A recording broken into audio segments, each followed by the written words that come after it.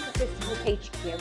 For today's episode, we've had such a brave lady in, the survivor of domestic abuse, one of the worst cases that Merseyside police have ever seen. Eve decided that she didn't want to be on camera, but she wanted to tell her story to other women, to make us all know that if you're going through the same thing, that there is life afterwards and that you can't get away from abusers. I do have to give a trigger warning today. This podcast will contain context of sexual violence, physical violence and mental abuse.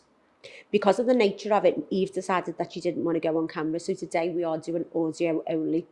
But Eve is in the studio with us. Eve, welcome to Sisterhood HQ. Thank you. You absolute warrior queen. Thank you very much. Tell me a little bit about yourself, Eve. I'm 36 now. I've got a lovely little boy who's 4. He's fabulous. I'm doing a criminology degree, which I'm soon to finish. And with the aims now of joining the police.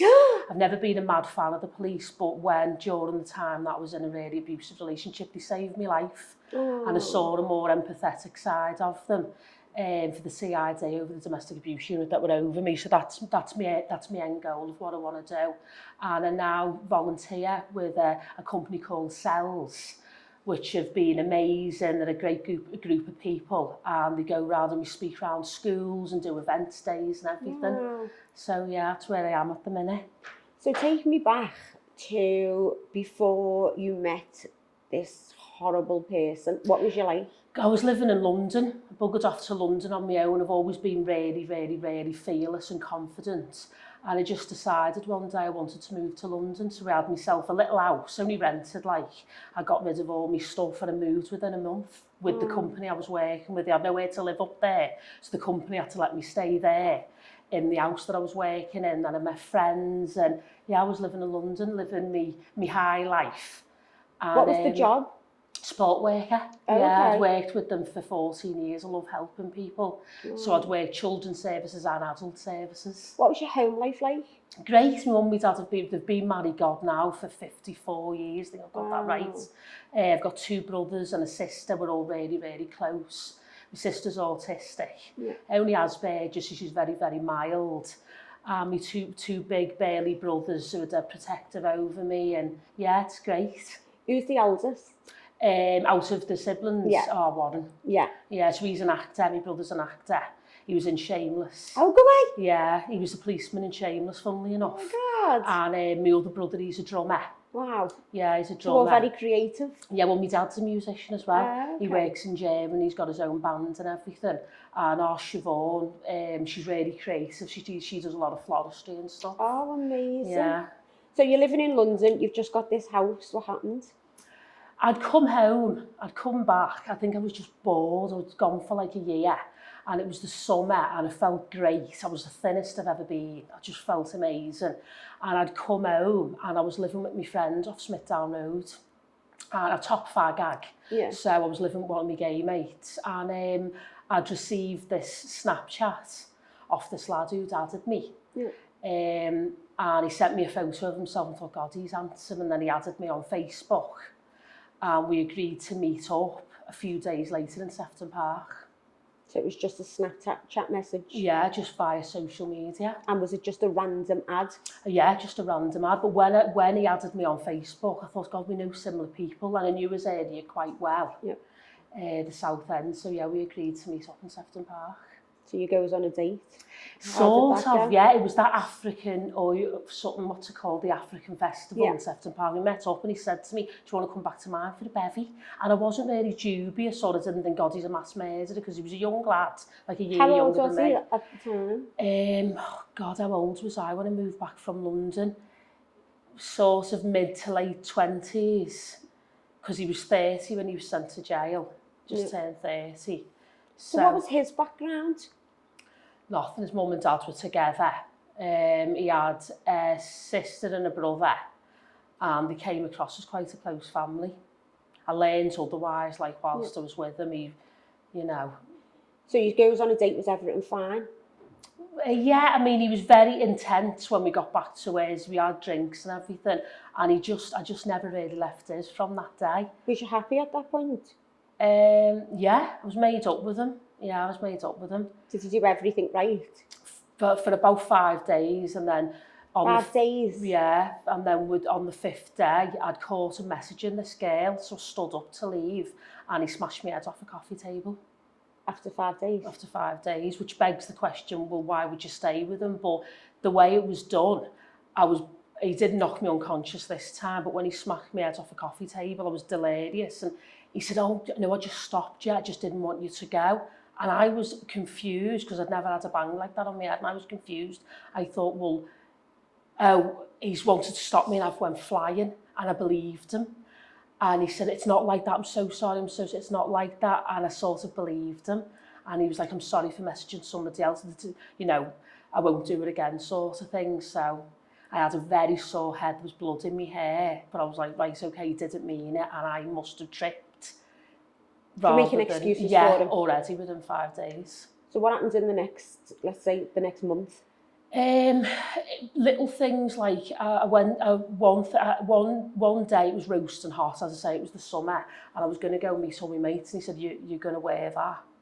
So I said, oh, and it was just like a normal top, and I was like, so I found myself wearing a skin tight long sleeve top, which I was sweating in. And when I went to meet all my mates, they all went, oh, you're hot, and I was like, yeah, but you know, and I'm comfortable. Of course, I would have never said. He made me feel awkward, and I thought that it was kind of my decision. He didn't say you're not going out in that. He just went, you're wearing that, which subconsciously I thought, God, I am wearing this. It is inappropriate.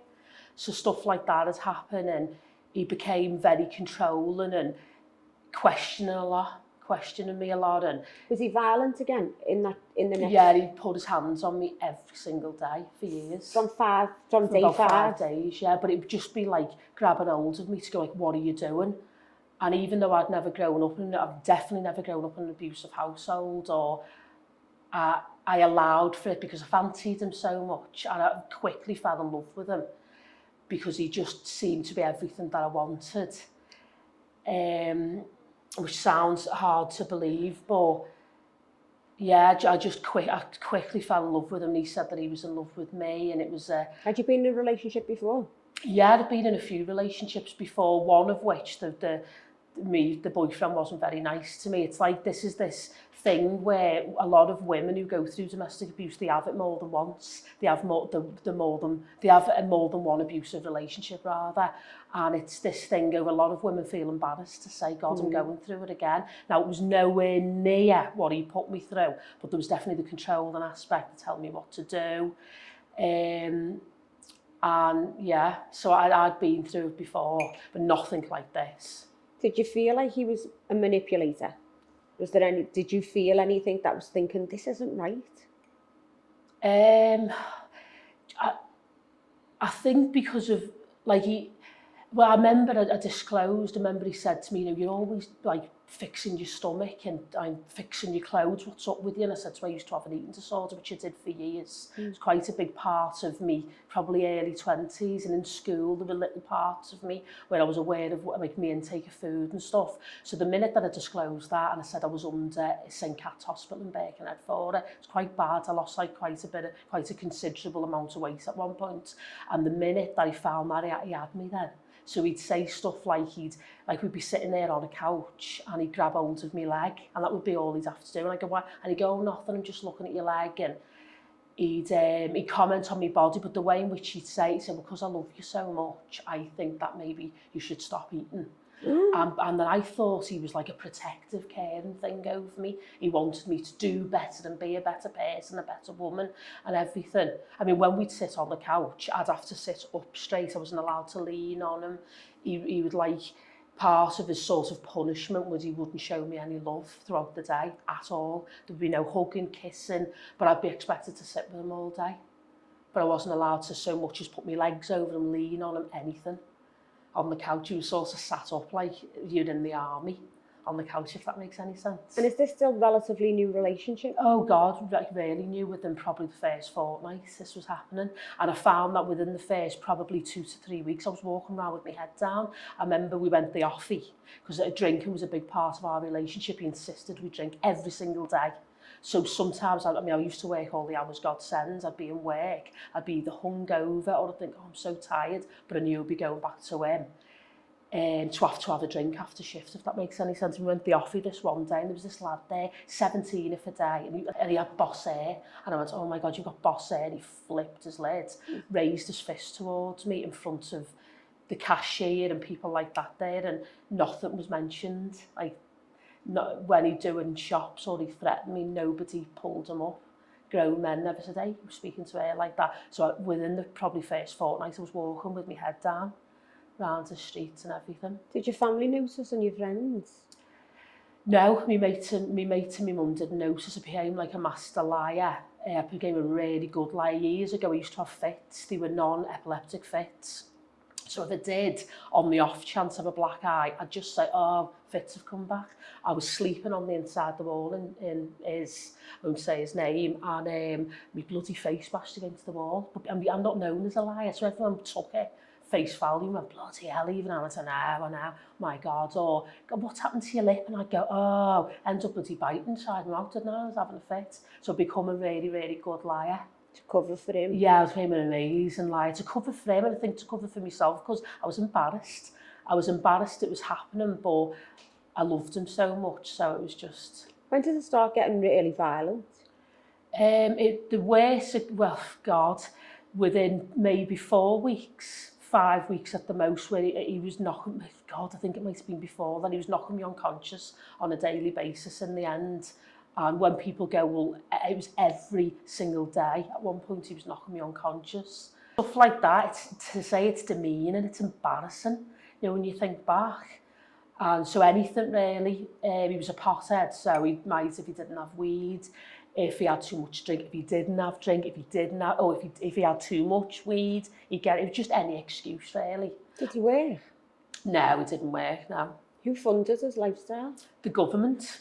He used to have fits, funnily enough, but his were epileptic. I think he'd had a bad fall, so that he never worked, and that was another port of call for his anger to put it onto me. It was another reason for him to be pissed off that I could work and he couldn't. And I used to work loads of hours, and then he'd ask me for money, say, well, I need to get such and such a weed. No, I don't smoke weed. So I'd be like, and he'd go, well, I need such and such a weed. So I'd have to pay him, say, £200, £300, and it'd be like, you know, and then in the end, it wasn't where he'd say, well, I'm going to pay you back. It would just be him leading me by my arm to the hole in the wall, like the bank, for me to take money out for him. It wouldn't even be where he promised to give it me back. So you were just... Basically just giving him money, yeah. And his punch bag? Yeah. How did you still go to work with all of this going on? I did. I mean, one time I was badly beaten up. I turned up on shift. The service users, because a lot of them, they all had learning difficulties, some of them quite complex. I know one of the lads is supposed to have Down syndrome. He said, what's happened to your face? He's gorgeous, like, and he said, what's happened to your face? And, you know, why do you look like that? And I was like, oh, and then some of the staff couldn't look at me. One fella, who was an older fella at work, would look like he was going to burst into tears. He tried to speak to me on shift, but I'd have none of it. I was like, no, nothing's happened. And he said, look, Eve, look at the state of you. Because I had to get the bus from Toxteth to my work, which happened to be in Kensington. The whole of the bus was staring at me. The bus driver, he of course waited with me at the bus stop while I got on the bus. People were staring at him, scowling at him. Because you just know, don't you, when someone's getting, when somebody, and I would know, I think, especially if some of these fellas stood there waiting for you to get on the bus. And in the end, rather than work really supporting me, one of the managers pulled me in. She said, you know, Eve, this doesn't look really good for our company. It was sort of the threat of that they were going to sack me. So, I mean, my work friends were really supportive, but the people above me, old bosses, weren't really. So what happened next? He's knocking you out daily. Yeah. You're still trying to navigate to go to work. What was your health like at this awful point? I'd had like a type of nervous breakdown. You know, I mean, my mum now says I'm not the same person. You know, it took me God years to get where I am now, but my health was really bad. The police, when they were made aware, they do spot checks, which I'm thankful for. Now just randomly turn up at my work. I'd moved jobs then. Let's go back a little bit before we jump to that bit. Okay, so when was the police first made aware of this? You're getting knocked out every day. You're nervous, you're full of black and blue. I think, if I've got it right, they were first properly made aware. Me and him were on Warwick Street in Toxteth, and the pair of us were arrested. He used to take all my clothes off me, so I'm going to put them in the wash, get into pyjamas. That was another way then that I couldn't leave the flat. I'm not going to run out with pyjamas, have I? And I'd managed to, before he put the washing machine on, I think he'd punched me in the face, and I had big chunks of hair missing. He'd pulled me down the stairs by my hair. So I'd managed to get all my clothes, scramble my clothes back on. I ran out and I was pushing him like, get off me, get off me. We ended up on Warwick Street.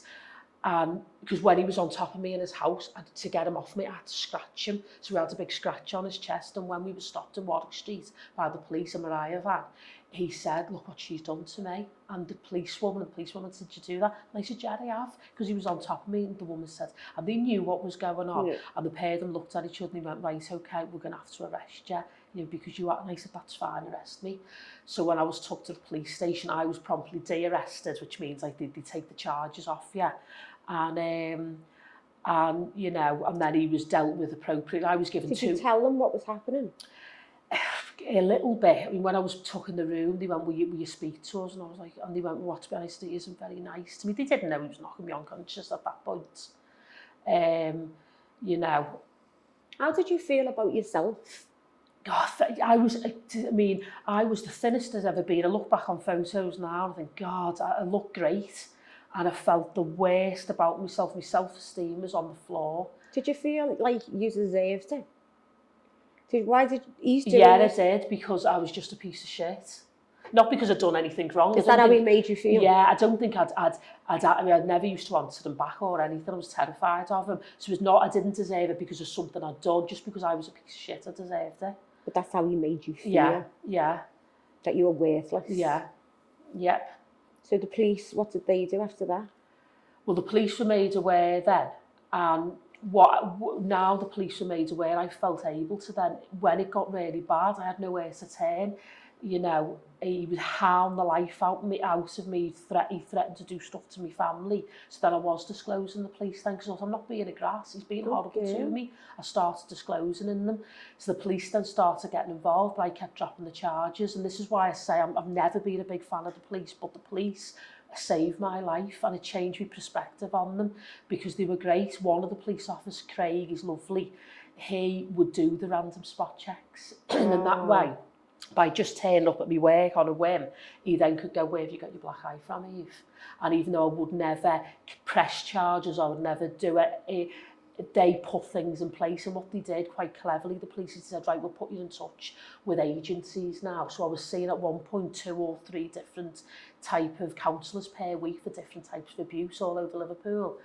And that was great, because even though they knew I was still going back to him, I was having that outlet. Very clever the way the police did it. Really, really smart. Did you feel empowered? A little bit, although the women I was speaking to, they go, you're still seeing him? And I go, they go, right, okay, but the police have sent you to us, but you still, and I was like, yeah, and they're like, right, okay. I don't think they were a bit confused. Yeah, I think I did. They helped a lot. No, that I wasn't going mad, because when you speak about coercion and gaslighting, when he'd knock me unconscious, which was like daily, as I say, when I'd wake up, and I don't know if you've ever been knocked unconscious, it's extremely painful, and then very, very disorientating when you wake up. When I'd wake up, he goes, putting chicken under the grill, do you want some chicken? So I'd then go, yeah, okay, or no, or whatever I'd say. So then I'd then think in my own reality, I'd think, has this even happened? He's asking me if we can put chicken breast under the grill. Has this even happened? Even though I'd wake up, I'd stand up and I'd look in his mirror, his big mirror in his living room, and I would be black, chunks of my hair missing, blood always on me. But I would question the reality. I think, am I going mad here? Because he's acting normal. He's just asked me if I want food. That is the type of gaslighting he'd do, you know. And I remember one of the worst beatings was really, really bad. He'd done my legs in and my rib and everything. I could barely stand up. And when he helped me stand up with one of my arms, he looked at them in and he said, look, it sounds, would be all right. You know, they bought you a present. And it was like he was preempting beating me up to after the present. It wasn't my birthday, it wasn't Christmas. He just bought me this present. It was like he was preempting, giving me a really, really, really good item this one day. And therefore they give me a present, and there's a nice ring for you. And so did he just act normal? like, honest, when I say completely normal, like where you stood at the bus stop and you go, "Do you know what the time, please?" Like, I'm talking completely normal, so I was always doubting the reality. I honestly thought I was going mad. After you started going to the police, what was his reaction then? He went off his head. He went off his head, and I felt too fearful to really admit everything I told the police, so he wasn't really fully aware. Although obviously the police had arrested him countless times. As the months went on, the years rather, the police were arresting him. And sometimes we weren't allowed to see each other, so he'd hide me in his backyard. Like, the beatings got so bad and the abuse got so bad, he'd lock me out of naked for 45 minutes at a time. He'd strip me of all of my clothes and he'd push me out in his backyard. And it would be winter, and I'd be out there for 45 minutes sobbing, begging him to go back in. And, you know, he'd be like, "Well, yeah, will do something for me, get on your knees and beg me then." And I'd be on the gravel or, you know, on the hard floor on my knees begging him, and he'd leave me out there like 45 minutes at a time, do you know what I mean? That was something. Earlier on he would have knocked me unconscious, or I was black and blue. And what I used to do is when I knew I had to see my mum, or I had like a big event, like say maybe a holiday even with my friends, because one year my friends took me away quite a bit. Did he still let you go? He had no choice. My friends used to go right, and he didn't really have a choice. I'd just make an excuse, go and see one of my mates, and I'd stay over, and we'd go and get a flight the next day. And if I knew, I'd wear stage makeup. I'd wait for the bruising to go, and as the swelling was going down, I'd just start putting stage makeup on. Oh my God. So say you'd go on holiday, and what would he be like when you got back? Great. He'd be very, very calm. "Do you have a good holiday?" And that made me feel worse. I was like, "Oh, he's going to batter me. And I'd go, "Yeah, and did you meet anyone night? Was it good?" "Oh, made up." He'd be all nice. And then he'd be putting food, and he was quite a good cook. So he'd be putting on like a big pan of scouse. And, you know, this one time he said, "Come and have a look at the scouse." And he held me head over the big pan, so I had the hot steam. And he was like, "Have you had a really good holiday?" And I was like, yeah, I've had a really good holiday. And I got battered that night as well. But the way in which he did it, it was just terrifying. Absolutely terrifying. He'd scream and shout. He had a cat. Yeah, he had a cat. And so during this abuse, he had this cat, what he'd be really... It was cat abuse, it was animal abuse what he was doing. Just kicking the cat, hitting it, smacking it, throwing it about. And I was fearful of him, and I didn't ever feel like I could say, "What are you doing?" But the few times I did, I got it tenfold off him. He cut the cat's tail off in front of me, slammed the gate on the cat's tail. And he had his uncle and stuff had like learning difficulties, I think a touch of autism. And he used to live with him, and he was, during the abuse that I was suffering, he would be punching his uncle and abusing his uncle. So it was like, everything was caving in on me. It's hard to explain. Like, did the uncle live there the whole time? Yeah, the uncle lived there, yeah. And his uncle was like an older fella, like probably 60s or something. But he was so abusive to his uncle, and I did try and tell his family. I don't know if they ever spoke to him, but he carried on living there. His uncle, where sometimes I'd turn up and he'd have a black eye, and I'd say to him, "Have you done that?" And he'd go, "Yeah," because he was, you know, I just give him a slap. So I was witnessing being cruel to his animal, cruel to his uncle, and then I was getting it as well. So it was like, when you were noticing, like, you in being cruel to the animal and his uncle, did you start feeling sorry for yourself as well and thinking, "No, I'm going through this"? No, I just felt sorry for them. I felt like crying. I just said, "Why are you doing that to your uncle?" The poor cat, the cat was like a dog. You know, cats, this cat wasn't like, the cat was amazing, gorgeous cat, it was like a puppy. It really needy, it was lovely, and he'd be horrible to it. And I then would turn up from shift, and I'd make it up to the cat, and I'd, you know, wrap the cat up like a baby, and I'd fuss it and love it, and kiss and cuddle it. And he'd say the cat's not allowed upstairs, and when he went, I took the cat upstairs and wrapped it up in bed and cuddled it. And I found myself making up to his uncle on his behalf by going, "You all right? And you okay? And do you need me to go to the shop? And, you know, how are you feeling? And do you want a cup of tea?" And because I thought, he's being horrible to them now as well. I come secondary to them, because I think because I was witnessing, I felt so guilty on them. Do you know what I mean? You've been so strong, haven't you, dear? Well, I mean, you know, I know there's like the sexual side of stuff when I'd wake up from being unconscious, I was aware that I was wet down there and stuff, and I was aware that he'd been sleeping with me when I was unconscious. So I couldn't prove it, but it was just a feeling that I had, and because he'd show me no love all day, like no affection whatsoever. He was quite stringent when we went to bed. It was like, well, you have to have sex with me now. He never said it, but that was like, and because he'd showed me no love in the day, I was just expected to have sex with him, which I did have. Did you enjoy the sex, or was it? Yeah, I've got, you know, I'm really honest, and I say this when I'm doing my talks. I have quite a good sex drive. So I'm in films, rape and sexual assault, as it were, is like a broader term. Women are held down and we're going, get off me, no, I don't want this. That's not how it happened with me. It was where he would show me no love all day, and I felt as though I had to. Sometimes I would say no to me to carry on anyway. Or I'd cry during it and stuff. And the sex life, some of it was great, but I'd say a lot of it wasn't. Did you know when you were crying, do you feel like he enjoyed it? Yeah, that one of the headlines in the Echo, which was the front headline, was "You love being raped, don't you?" And that was something that I said in court that he said to me, which I was quite shocked at. There was a programme on the telly about this African village, and the women in the African village were being raped. Africa's such a big place, I don't know what part. And I thought, God, the atrocities, this is awful, look at this. And he said, but do you enjoy it though, don't they? And that took me back. And I said, do you enjoy what? They enjoy being raped though, they like it though.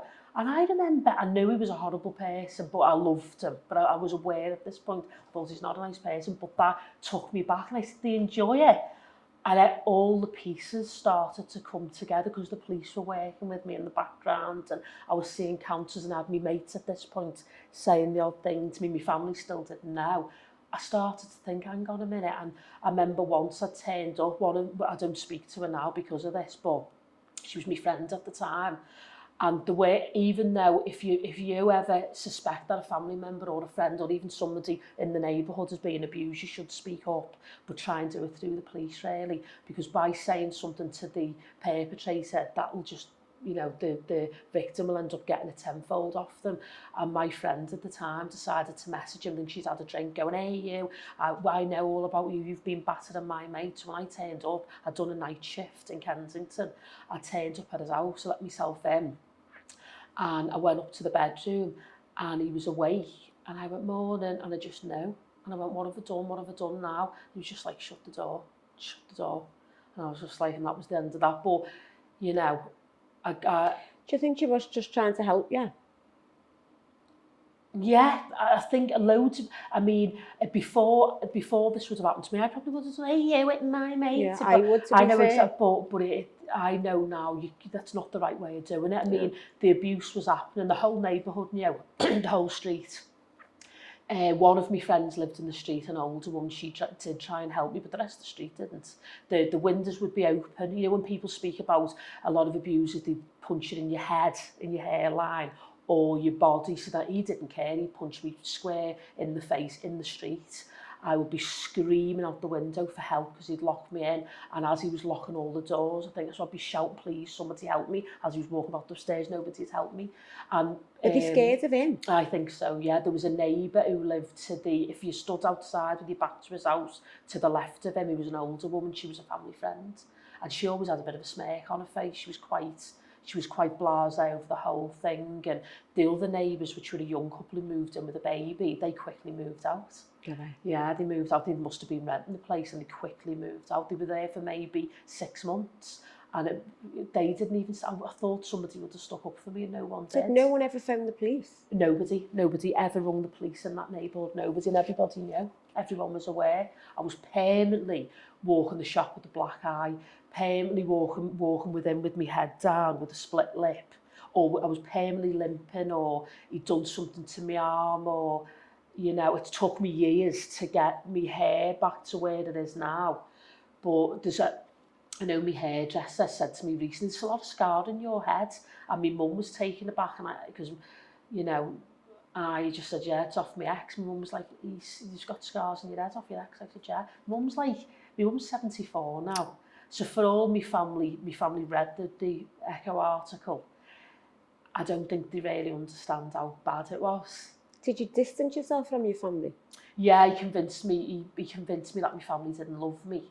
I sent the most disgusting, unforgivable text messages to my dad and my two brothers. You weren't there for me. I wouldn't even repeat half of what was on there, but it was just a scathing message telling them how much I hated them, how they were never there for me.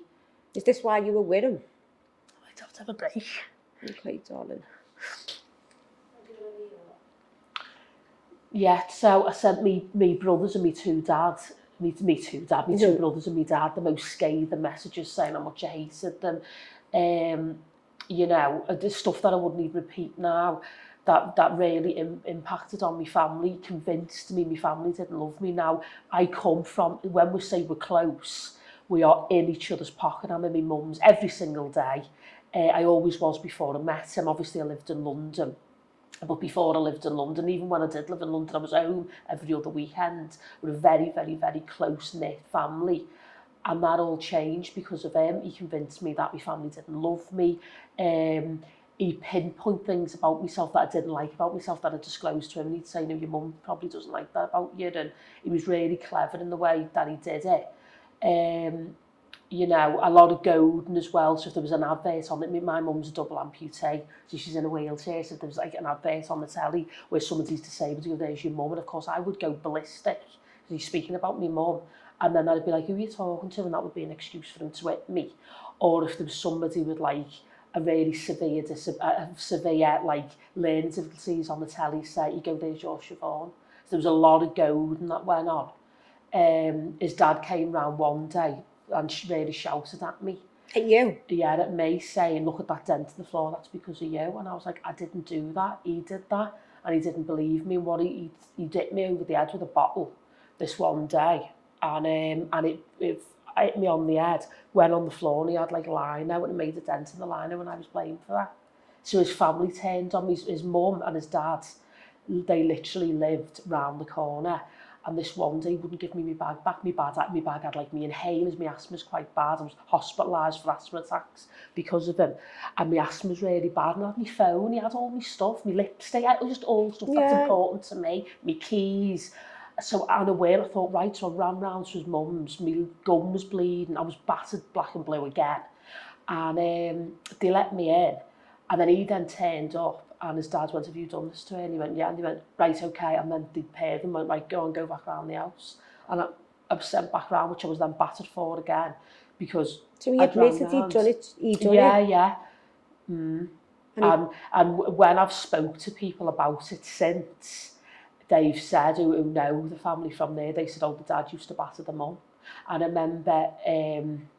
I remember because I used to be hospitalised with asthma because of him, with a few asthma attacks.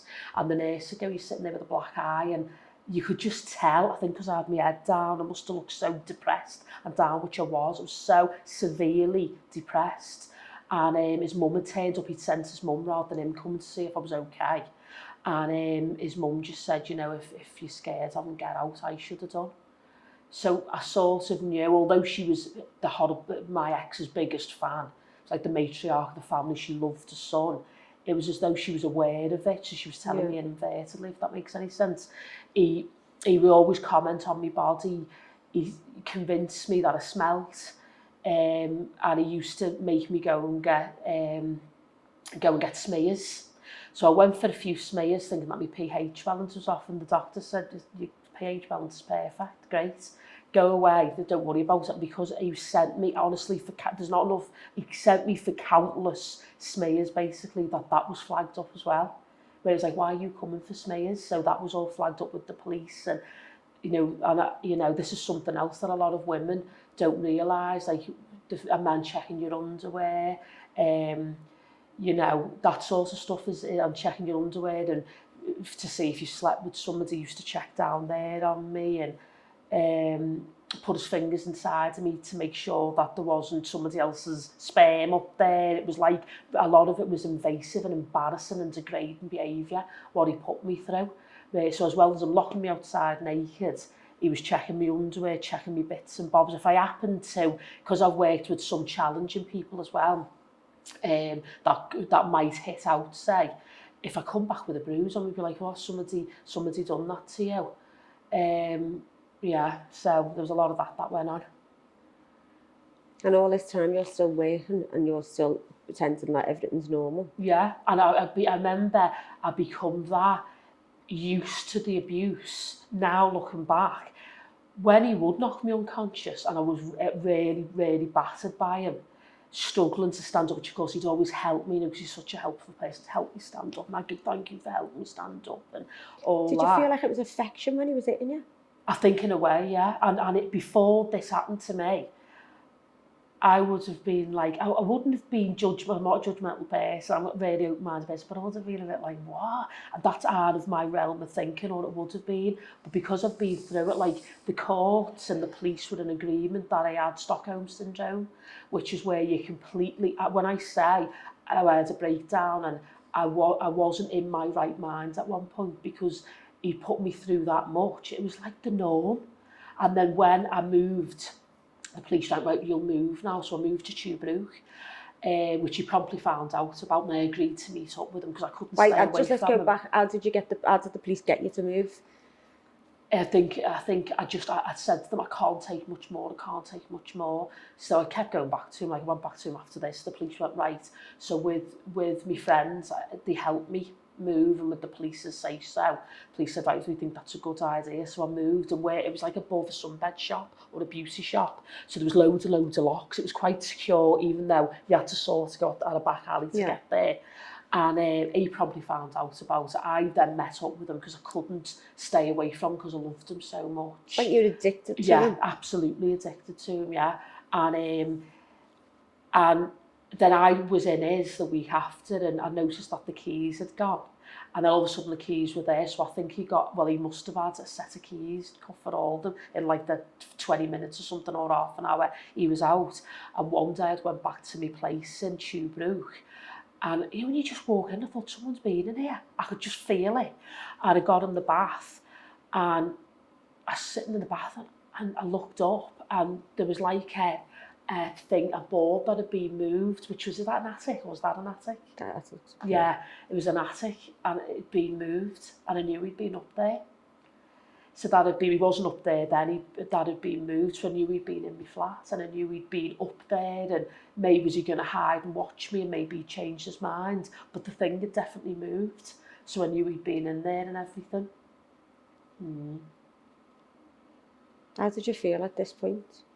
Just like I was in a never-ending thing of abuse. If I did anything great, he'd batter me, because it's like, well, who do you think you are? Like if I looked really nice, and I stopped eating for him, and I did lose loads of weight, he'd go, what are you doing it for? You're doing it for other people, and who do you think you are, looking like that? So I get battered for it. You just couldn't win, could you?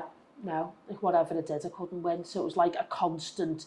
And now at one point, he spoke about an ex, which I won't mention her name, she wouldn't want me to, but I did a bit, as you know, as being a woman, so I did a bit of search, and I found that, and I messaged her on Facebook, and I just said, listen, please, has he ever done this to you? And she said, I've burst out crying. She said she was in Las Vegas at the time with one of her mates. She said, can I get in touch with you? She said, I'm sobbing. She said, yeah, he did do all this. She said, can I message you? So I gave her my number. She messaged me, and we spoke. And she said, yeah, she said he did all that. She said it was more of the rape with her. So with her, he would rape her regularly, was with me, because my sex drive was okay. And that was a power that he had over me to not sleep with me. And I didn't really realise he would full on rape her, like you see in the films, where he'd be holding her down, she'd be screaming. He used to pull her down the stairs by her hair and strangle her, but she didn't get the physical, whereas I got everything. I used to get battered by him, and the rape I didn't realise was happening. So when we speak about it with the police, I remember once I'd turned up off a night shift, it was in the morning, and he wanted me to do things with him, and I said no, which I probably had to, So and then I thought, this feels like this is rape. So I was aware of it at that time. But as the police said, if you weren't aware of it, and the courts have said this, well, you wouldn't really know how many times. So I was quite vague in court. I said, I now realise what was happening, but I don't know how many times he did it to me. So that was good speaking to her, because she let me know. Is this why you're living in 𝐶𝐵? Yeah, well, I'd moved back in with him then. After a while, and I moved back in with him. So she kept in contact with me, and we met up. She went to this, there's like a thing which is great, like a thing for domestic abuse survivors, or people that are going through it, or want to learn more, or you know, might be in the middle of it. There's older women and everything that go there, and this is in the women's hospital, and I agreed to meet up with her, and I just missed it. And I think I would, because I was involved in it, she hadn't been with him for years. It was easy for me. I just said, I feel too emotional, can I meet you afterwards? We met up and we really got on. She was lovely. I really found a bit of a kindred spirit. Yeah, she's just lovely. I really liked her, but of course after that I ended up getting back with him, and me and him went out in town. We never really used to move, but he decided to take me out this night, and the phone went, and I looked at him and thought, I said, I need the toilet. And when I spoke to her, she said, I was really off, and she went, you're back with him, aren't you? And she just put the phone down on me. She's never spoke to me since. I mean, I saw her in the court and she sort of smiled, but she doesn't want anything to do with me because I broke her trust. I got information off her and then promptly got back with him. You know, but I just found it very difficult to break away from him. So I shit on somebody basically, which makes me feel really bad. But that is what abuse is. It's just not in the right mind, it's not black and white. No, I wasn't in my right mind. I remember during him, my taste in music changed, me likes, me wants changed, me dress sense changed. I was having I'm a curly hair girl. I do have my hair straight, like, but when I was with him, I wasn't allowed my hair straight. So for years I had my hair, I wasn't allowed my hair curly rather. So for years I had my hair straight. I just changed to everything he wanted you to be. I wanted my nails short and dark, gothy, and I had these long nails on. Which I found it hard to get out of that pattern, to be honest, of having long nails. So I occasionally go back to that because I think that's what's wanted of me rather than me being my own person. I've always dressed the way. I'm not a label person. If I like something that costs a few bob, I'll save up for it. But I don't care, mate. If something's £1, I'll buy it if I like it. But he turned me into somebody that I wasn't, where he go, well, you've got to wear this. And my whole identity was stripped away from me. Everything. You know, I wasn't even allowed to put a programme on that I wanted. And drinking became a big factor in our life. I wish I was really honest about. And it took me years to get out of the thing of drinking every day. So was that an escapism though? When you had a drink, was it? Well, I had to drink with him because he'd go, right, have a drink. And it's lager, you know, fattening lager. So you want me to lose weight, but you want me to drink lager. And all of it was fizzy, so I'd put on weight or I'd feel bloated and then he'd batter me again. It was just a way of him, I think, having control, but it took me. It was about 5 years ago was the last time I seen him now, because my little boy's 4.5, and it took me, till quite recently to not drink. And I think it's a drinking culture, isn't it? It's when you go out, you have a blowout. Yeah. Can't do anything by halves, but to not drink every single night is an effort for me, because I'm just that used to it, because I had it for years with him. I was dead honest in court. I said, but we're drinking, and he went, right, and I said, well, he's buying there, but I was still making excuses for him in court. Yeah. Of course, in court, you're cross-examined, but which you don't have, when you tell the truth how I am, you don't have to feel bad for being cross-examining me all day long. I've got nothing to hide. And I was really honest. I said, but we're drinking all the time. They went, right, okay. Because I didn't know that was a different form of abuse. So, yeah. And then... when did it get really bad, Eve, to the point where you just... I left the country. It was that bad. I left the country. I just said to Craig, who was the policeman over me, I remember... They turned up and I was sobbing to the police. I said, I can't take any more. I feel like I'm going to kill myself. And I remember, again, I've never felt suicidal. So again, if somebody was to say this previous, I would have went, oh God, I felt so sorry for them. But I've I don't understand it. I remember being on shift and I thought, right, I'm going to kill myself. I was ready. I thought to myself, okay. And we don't do as much anymore because of COVID, but usually every single Wednesday we congregate as a family. Me and my aunties and my uncles. I thought, right, okay, well, I'll do it on a Thursday. I'll see my aunties and my uncles and I'll kill myself. I'll do it on the Thursday, see my aunties and uncles on the Wednesday. So I felt all of a sudden, I felt really happy on shift. And I was extra amazing support working with the lads I was supporting, because I knew it'd be coming to an end. So I felt this weight. I thought I would kill myself. It's this weight of relief. It wasn't what I thought, maybe feeling like you're going to kill yourself. I was quite happy about it. I thought, oh, I'm going to kill myself. And I thought, I've just got a few days to wait. And I think I almost skipped out to work on that shift because I thought it's going to be over soon. And that was a bad time. And then he'd been extra cruel to me. I don't know what he'd said or what he'd done because there was that much stuff. And I just opened up and I told the police everything. And I said, you know, because I said he's bent me over the table and you know, and he'd done this and he'd done that. And it was just to check that I hadn't slept with anyone in shift. And he said, you've been sexually assaulted. I didn't know I'd been sexually assaulted. It's like, and he said, you've been sexually assaulted. I didn't even know that. I'm quite an intelligent person. I'm not academic, but I am smart. I didn't know at my late 20s that I'd been sexually assaulted. And when I'd opened up, anyway, I felt like I was told them, I said, I'm going to kill myself. And then they recorded me for the courts. So I did a record and I was questioned. This was all shown in court. I was like behind a screen, so I couldn't see him, behind like a curtain. Yeah. And the police agreed. I said, I'm going to leave the country, and Craig, who was lovely, went, okay, we understand. So I left the country for 6 months and I was loving my life over there, and he got in touch on a blank profile on Facebook and got back into my head and said, I'll pay for your flight back. So he paid for my flight back and come back for him, which not many people know because it's embarrassing. People just think I was bored there and I come back, but I come back for him. Because he just wouldn't leave you alone. No, I missed him as well. I missed him terrible. That's me being really honest. That's the reality of abuse. I missed him, even though he was horrible to me and cruel. I missed him terrible. He got in touch, and that was it then. His mum was really, really poorly. She's passed away now. And what I found bizarre was for all of his mum was dying. She was really poorly, and I was like, oh my God. And when I come back, he was more interested in me than his mum. Now, his mum was everything, which a lot of abusive men have learned now, either have zero relationship with the mum, or it's the polar opposite, where the mum, it's almost like I don't know, I can't even explain the relationship. It was bizarre, to be honest, I found. And he was more interested in me, which I thought was weird. And of course, I then was back in it, and I was back home. I touched down, I come and seen him, and within half an hour, he had his hands back on me. I said, I've come all the way back. I said, I looked great. I was all brown and everything. I was like, because obviously I've been in the African eating drinking area. And he had his hands on me. He said, you've put your hands on me again. You said you wouldn't do this.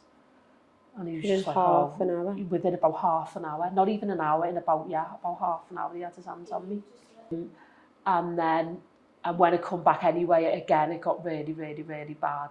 Couldn't take much more. And then the police went, right, we're gonna press charges now.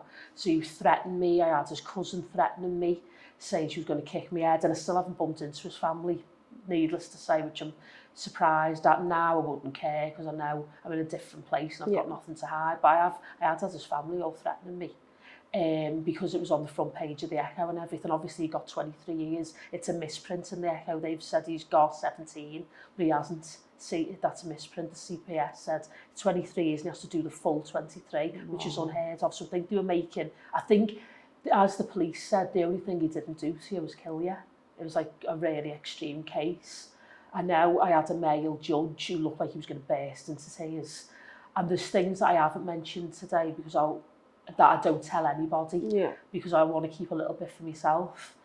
But if I mention that he locked me out naked and the sexual assault side of stuff, and it shows you how bad the stuff that I haven't mentioned was. But anyway, he now has gone away for 23 years, and What was it like going to court? What was it like actually standing up? I was heavily pregnant. I was heavily pregnant at the time. But it wasn't his child, was it? No, what had happened was when we'd split up, the first person that was nice to me I was just made up. I thought, oh God, this is me. I can get away from him. So I became pregnant. I ended up heavily pregnant. I'm talking like heavily pregnant, still seeing him. Did he hit you when you were pregnant? No, he didn't, but he put his hands on me. And I quickly got out the house this time. But I know when I was I've seen that's another thing, like that's embarrassing for me to say that I was in an abusive relationship and I put my life and my unborn child's life in danger. But again, that's the reality of abuse. Absolutely. Nothing's black and white. No, it's not. You know, and to say, well, hang on a minute, and then you were pregnant with somebody else's child, you go, yeah, I was pregnant with somebody else's child. But he used to get in my head. What was the point, Eve, where you thought, that's it? Probably, I think, just before I went to court, and I thought... Did you have the baby then? No, when I was being cross-examined was about 6 weeks until I was going to give birth. Wow. And I was huge. I mean, my mum was big when she had kids. Honestly, my mum went, are you sure there's not two in there? I was huge. So they were taken aback, and because in my head, I thought the court and the prosecution and everyone watching are going to think, she's pregnant with somebody else's child. In a way, it sort of went into my favour because it showed the severity of the abuse that he was giving me, that I was heavily pregnant with somebody else's child, still going back to him. You know, I never cheated, by the way, on me and the baby's dad split up and everything, like really, really soon, only with him for a few months. But yeah, I was cross-examined, very, very heavily pregnant, which was, even though they have like a curtain, so I didn't see him, the curtain wasn't pulled down properly and I seen him, so I probably burst into tears. It caused me a lot of stress. I didn't have the best pregnancy, to be honest. I love being pregnant and I love babies and everything, but I didn't have the best pregnancy. Absolutely not. So yeah, and now he's gone away for 23 years. So he went away when he was 30, so he'll be out when he's 52. Oh, is it 52 or 53? 53. Yeah, 53. I don't crap my maths is, but so I've come when on. When he'd gone to prison, did that make you? Did you feel safe then? No. And you know now, people say, "God, are you scared for when he gets out?" And that's not me first port of call. If he was to get out, the thought of him getting out and him getting with somebody else, still, this many years later, is too much. I couldn't thought of him being with somebody else. And this is another thing that people don't want to hear. But you go, you've still got feelings. I don't know how I feel about it. I don't know if it's not. It can't be real love, can it? If for what he did to me, but the prospect of him being out knowing he could be dating somebody else. Oh, the thought of it. So my first port of call isn't really my safety. I don't think he'd do anything when he got out, to be honest. But I do worry sometimes, occasionally, about bumping into his family, thinking would there be reprisals? But at the end of the day, I've done nothing wrong. So absolutely not. You've done nothing wrong. It's them. They protected him and they done wrong, Eve. Yeah. They're the ones who should hang their heads in shame. So you've had the baby. How does having the baby make you feel? Oh, I had a horrendous birth, but he's transformed my life. That's he's amazing. True love. Yeah, he's got like afro hair. He's just gorgeous. He's perfect, pale as anything, but with this afro hair, he's gorgeous. And his eyesight's really poor. So at the minute, he's got really thick glasses on. He couldn't be any more cute. And at the minute, he had a top knot in on Sunday because he went round the Asda with me. She was made up. He's the light of my life. He's super intelligent. He's dead funny and witty. And I know I was speaking to my sister-in-law last night and I said, I do feel a little bit like I'm ready to meet somebody. And then I think, oh, I'm not. And then we were speaking, she went, God, imagine getting to an age and you haven't got a partner and feeling lonely. I said, but you know what, Nat, I've got my little boy now. So whatever happens, I've got him. And he goes, come on, Mum, I'll be the big spoon. And he's like, only little, he's only 4. So he's the big spoon. And yeah, he's transformed my life. And you went to uni? Yeah, I did my access to uni via 𝐶ELS, which I always thank them for.